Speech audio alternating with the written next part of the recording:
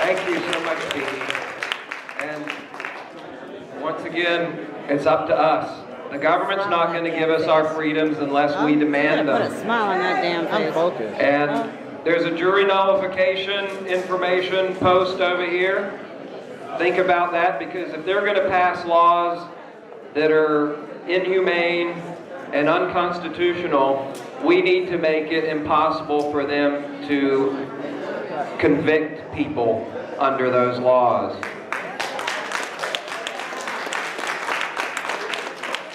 And never forget, that's the great thing about this country.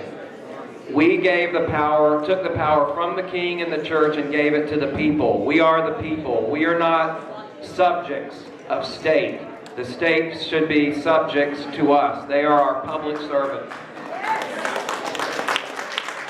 Now, I'm very, very happy. We're going to change our schedule a little bit, and I just am really pleased to be able to introduce our next speaker, maybe our next speakers. None of us would be here without this next speaker. This would not exist. Our next speaker is Dennis Perrone.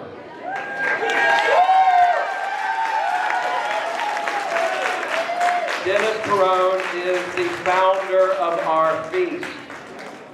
Before we knew what the endocannabinoid system really is, and what it does, Dennis was fighting for the rights of patients to use medical marijuana.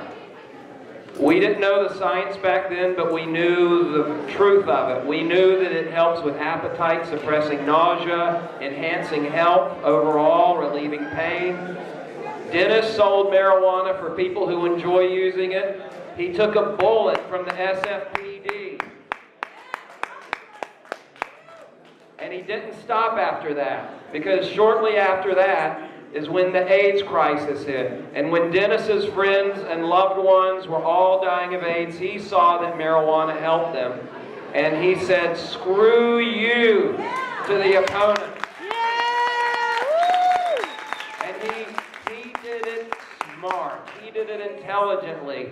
He put on an advisory provision in San Francisco on the ballot that passed that said, "Let's restore hemp medications." And it passed by, I believe it was about 80, 90%. And Dennis said, well, you know what? If that many people in our city here support medical marijuana, I'm going to start a dispensary for medical marijuana and help people, because I'll never get convicted, because the jurors are drawn from the voter registration rolls. Yeah! So how the hell could they convict him? And he put it on the line. He established the first medical marijuana buyers club on planet Earth. It's a historic figure. He gave him the finger. He said, "I'm doing what's right. You can go to hell. I'm taking care of my friends and loved ones." He established a small club. It moved to a bigger club at one of the main transit hubs in San Francisco, right across from the Safeway, where all these different trolley lines come. And I remember seeing all these people. I was there. Chilean TV, the media from around the world came. And Dennis stood up and he made the case for medical marijuana. Then he moved down to Market Street, which is essentially the main street of San Francisco.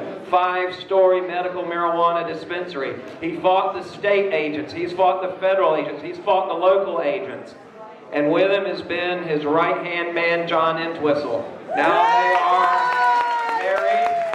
And, you know, John stands in the background. He doesn't take a lot of, you know, Dennis is the visible person here. But John did a lot of work. I watched him. He did a lot of the really tedious grunt work, the horrible looking at statutes and provisions and laws and how to do this and how to do that and how you could monkey wrench the system.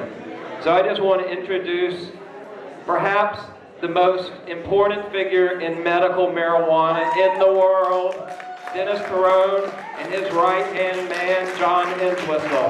Thank you, Dennis. Thank you, John. No one has meant more. No one has helped more people with marijuana than Dennis Perrone.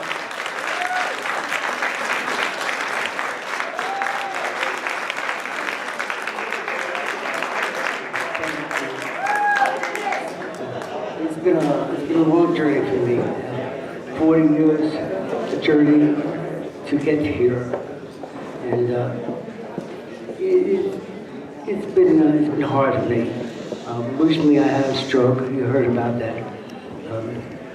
I'm down, but I'm not out, and I'm not giving up.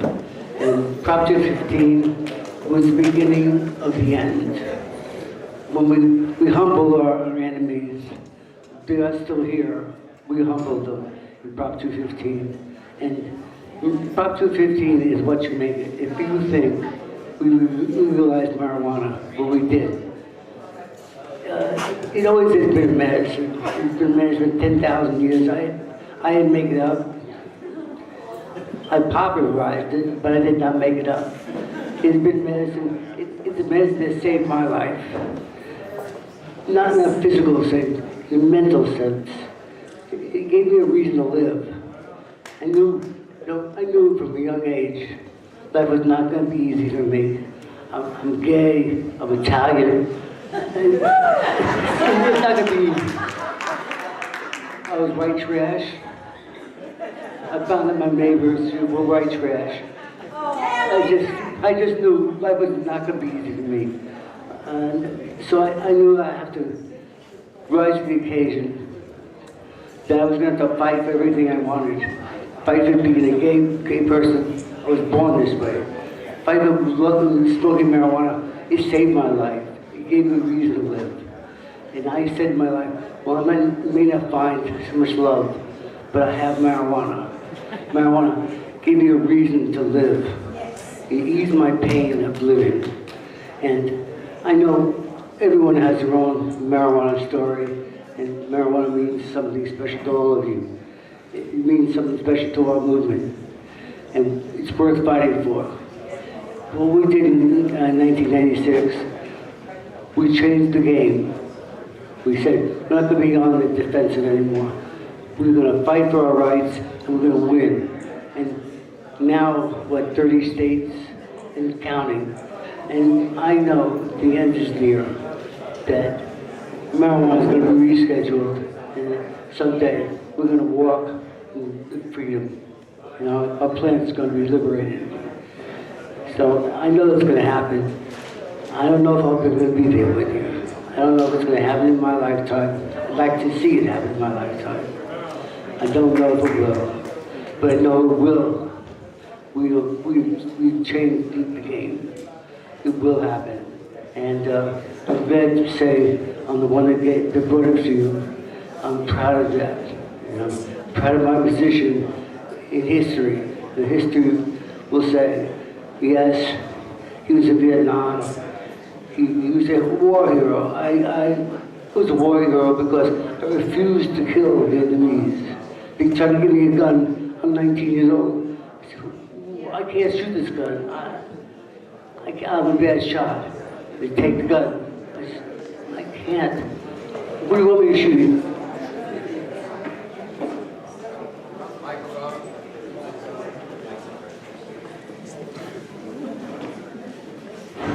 I said, I'm not going to shoot the Vietnamese. I like the Vietnamese. And instead of putting me in jail, he was going to cite me for disobeying an order. He assigned me to the morgue. I was 19. I had never seen a dead person. My job was to put young men into body bags to ship back to the United States. There were 25,000 people in body bags that month. I worked the morgue. And from that moment on, I said, I'm going to work for world peace. I'm going to work so young people don't have to be shoved into body bags. And my work with marijuana is part of that. Part of that so people don't have to be put in body bags. Someday we can have peace. And marijuana is the road that's going to give us that peace. I've been convinced of that. After so many busts, shot by the cops, thrown in jail, prison.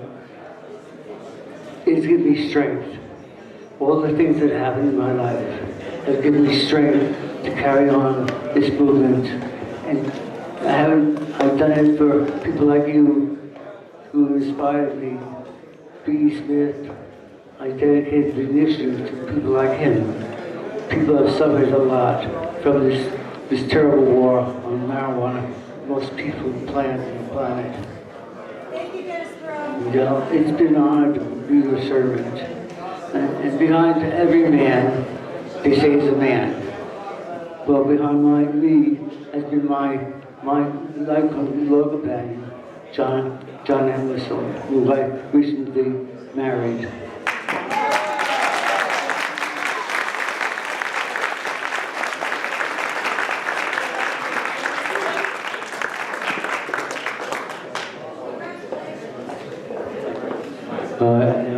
Yeah, well, we've humbled our enemy with Prop 215, but now we have other enemies.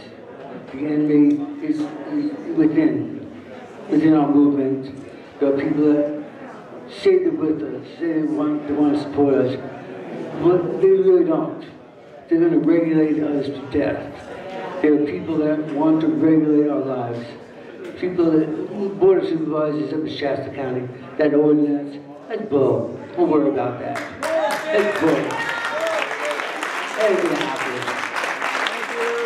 We have more formidable enemies than these guys, these board of supervisors up here.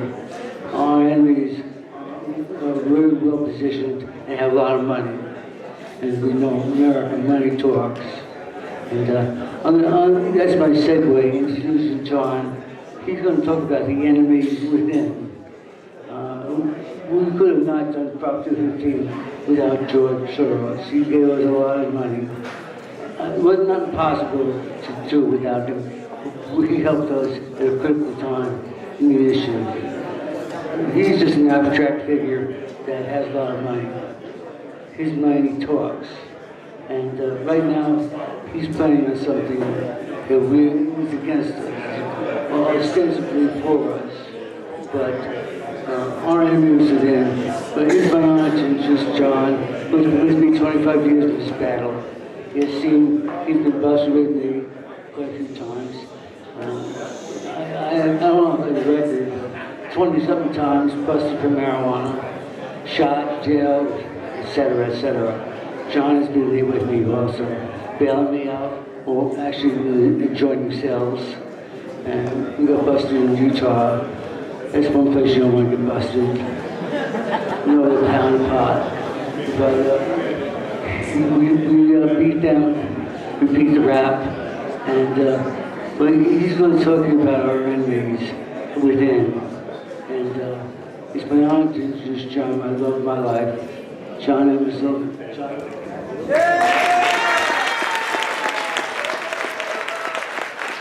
Thank you. Thank you for having us up here. I love Northern California, and Dennis is right. We do tend to get so busy in San Francisco that we don't get out much. We know you're up here. We know this is the most beautiful place in the world. We don't get up here ever. It's sad. We came up here and climbed Mount Shasta almost to the top once, and it was so beautiful. It's so cool when you get up there, but you guys know that. This is your backyard. I'm from New York City. I discovered that I was an alcoholic when I was 16. I was thrown out of my family for using marijuana when I was that age. I lived in the streets for a very short period of time. I became a radical. I love marijuana. I had to leave the alcohol. I ended up quitting cigarettes. God knows how many things do you need to smoke in this world. And from all my life, the marijuana community, the people who sell and distribute marijuana in this country has been my family, my extended family, and the people whom I love. You guys saved my life. Dennis is right. I've seen some history. I've worked beside Jack and Gatewood, Galbraith, and a lot of great people. Some of whom still live to this day, some of whom have passed on. But we see a lot of changes, and we've seen this thing come. Let me just jump to the main point here. The AIDS epidemic. We remember that now to the back rear view mirror. But marijuana was really illegal then. And we sold marijuana to thousands of people, and we did it at great risk. We did that as a challenge to the federal government, and they knew we would win, so they never picked us up on it. We just wanted to put some AIDS patients in front of the Supreme Court and let them decide. They dubbed the fight. But let me tell you where that pot came from. It was really illegal, and it came from you guys. It came from up north. It came from the northern counties of California, one pound at a time.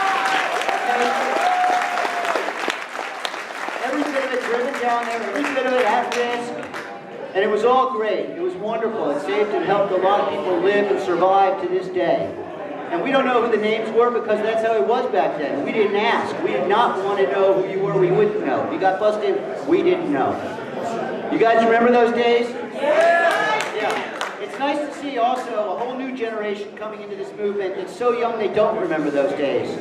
They don't remember the terror and the fear of living every day, of having to have a second life. You guys, you can tell the kids. Okay. Ever since Prop 215 passed, let me tell you a little bit about Prop 215, real quick.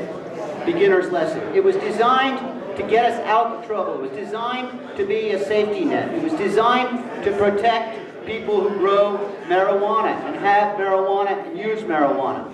It did not have limits. That's a real serious thing. It's real serious because if you put a limit in through the initiative process, you are stuck with that limit forevermore. That is why the initiative is good and powerful, but it must be used judiciously and carefully. Okay? If you put a limit in there, you got to live with it. So we didn't put limits. We didn't want to see limits. We didn't want to see an age limit. We didn't want to see the plant police coming out here and trying to count your plants. We didn't want to see canopy.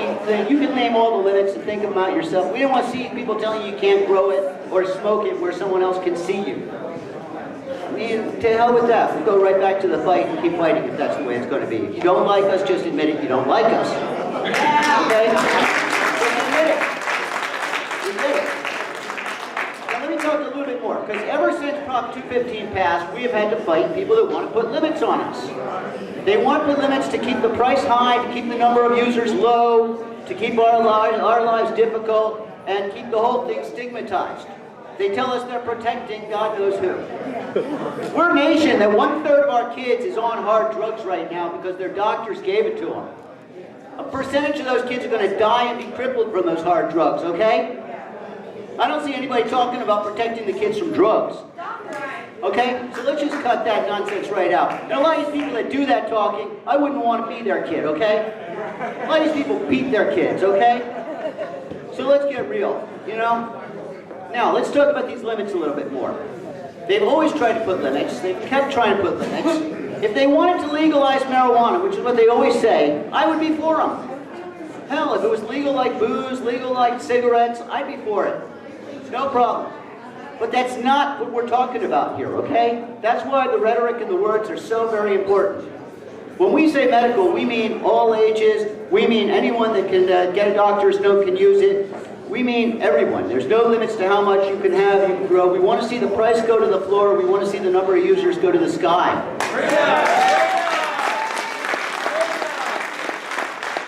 Now, a lot of times people tell us we need to make compromises, and we have to make these compromises carved in stone and live with them forevermore, or we won't get anywhere. That is a lie. That is a lie foisted by people that are stuck in the past, in love with the past, and afraid to face the future. Let me give you a concrete example of what we're looking at now. An initiative has been filed that's been backed by the Drug Policy Alliance. That Drug Policy Alliance is George Soros. The man spends $10 million per year, every year, since the day we passed Prop 215. That's like, what, $200 million since to affect marijuana policy. And every initiative they write has these rules and regulations, has 21-year-old age limits. Their latest thing is legalizing. I would be for that. I would be 100% for that. God, just do it, fine. But not like these guys are doing it. Not with the plant police, not with a 6-plant limit, and that's what they're doing. They filed an initiative on the ballot in California. They will start collecting signatures in about a week. They will buy those signatures, and they will be on this ballot, and you will have a choice to vote on legalizing marijuana. Let me tell you the details. It has a 6-plant limit per residence, not per patient, per residence. 1 ounce limit per resident. You cannot be seen having it. It's really got a lot of things, and it's got a very expensive tax system. We would be under the aegis of the Alcohol Beverage and Control Commission forevermore. They would have the ability to supersize their agency as high as they want it to be, as big as they want it to be, based on our money. If you want to grow pot, you want to make concentrate, you want to do anything, you'd have to talk to the ABC first and get a special permit that they would charge you. And it's all, whatever they want to do, they do it. It's all about making money and increasing the size of their agency. Okay, let me give you an example of why we don't like this. A lot of people don't understand the numbers. They say 1 ounce of marijuana, well, that sounds good to me. For some people, that is good. But it's kind of like saying you can have a 6-pack per residence. That is exactly what they're saying, okay? And they're saying that you have to buy that 6-pack from a government source, chosen, and there'll only be a couple in your county. And they're saying that you got to pay like $10 a bottle, 12-ounce bottle, for that 6-pack. And you got to keep it out of your kids somehow. Put it in a safe when you get home. Because they don't want the kids seeing this. That's what they're saying to us with our marijuana. Let me give you another example. This one's really good. The 1-ounce limit. That, have you ever broken up a pack of cigarettes, removed the filters, and weighed the tobacco? 2 packs, my friends. 2 packs of cigarettes is 1 ounce. Yeah. So, in other words, if we legalize tobacco in such a way as if you had more than 2 ounces, 2 packs, you had 3 packs or a case, carton, we'd call you a felon and put you in jail.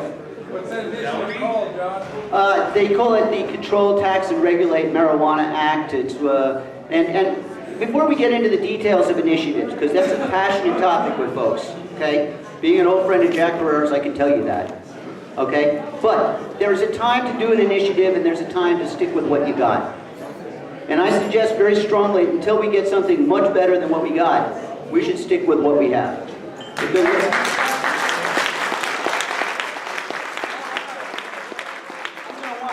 to wind this down. I could talk all day. And it's, well, we are seeing history here. And we are seeing history. We're living through history. We're seeing a great nation changing, and we're seeing the world changing. We're hearing neat things from Washington now.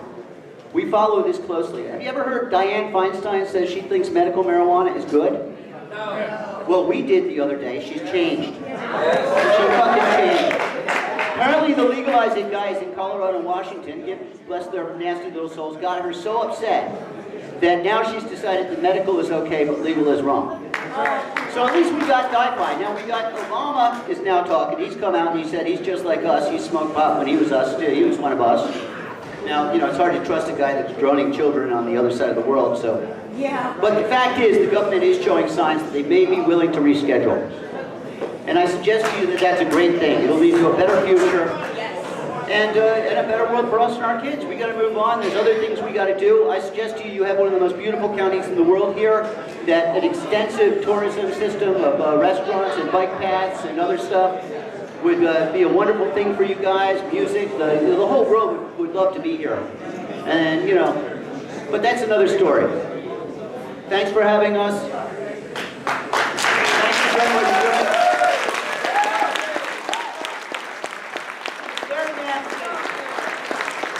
Last point, because we're up here addressing this issue of banning outdoor growing. And that is just, I mean, it's hard to even take us, that is just hard to believe, isn't it? I mean, yeah, and I think I suggest that speaks more of the people thinking of that than us. We're good people. The idea that somebody would ban a plant from growing outdoors is so patently absurd. They should just be laughed out of the county, and this will end badly for them. So I suggest we take note of who's doing this, remember their names, remember them, and when they ask you for something in the future, they try to go to IRC, remember what they did and who they are, and think about that again. That's all.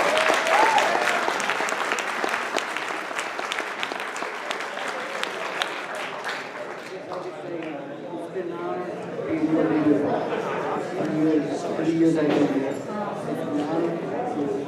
We could have done it without you. I appreciate your support, everything you've done for me. Thank you very much.